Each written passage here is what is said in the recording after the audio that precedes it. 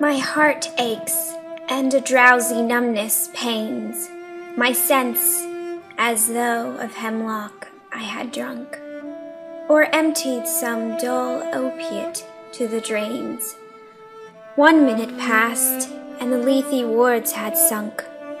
'Tis not through envy of thy happy lot, but being too happy in thine happiness, that thou, light-winged dryad of the trees, in some leadiness plot of beachy green and shadows numberless, singeth of summer in full-throated ease.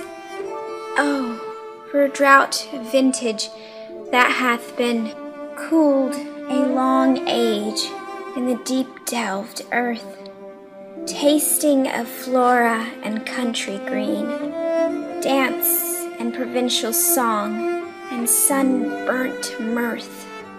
Oh, for a beaker full of the warm south, full of the true, the blushful hippocrene, with beaded bubbles winking at the brim, and purple-stained mouth, that I might drink and leave the world unseen, and with thee fade away into the forest dim, fade far away, dissolve and quite forget what thou among the leaves hast never known, the weariness, the fever, and the fret, here where men sit and hear each other groan, where palsy shakes a few sad last gray hairs, where youth grows pale and spectre thin and dies, where but to think is to be full of sorrow,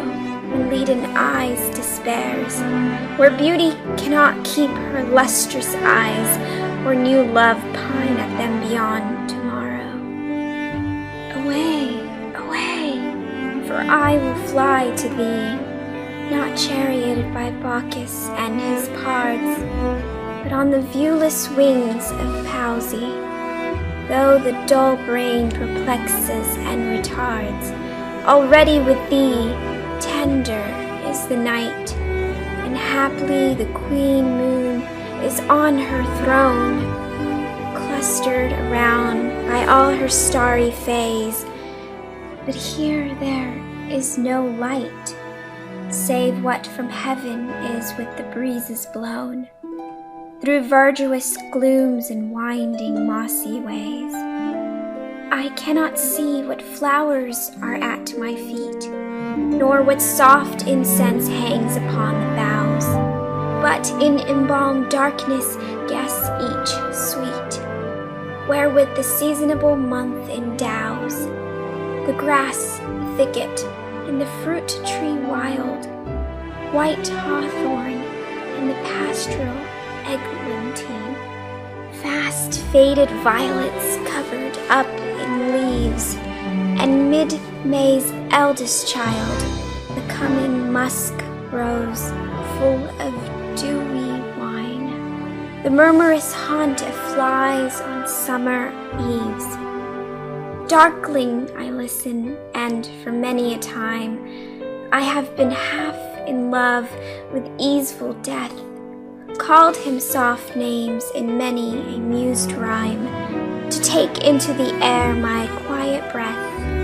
Now more than ever seems it rich to die, to cease upon the midnight with no pain, while thou art pouring forth thy soul abroad in such ecstasy. Still wouldest thou sing, and I have ears in vain, to thy high requiem become a sod.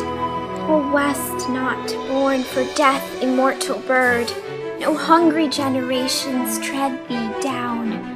The voice I hear this passing night was heard in ancient days by emperor and clown.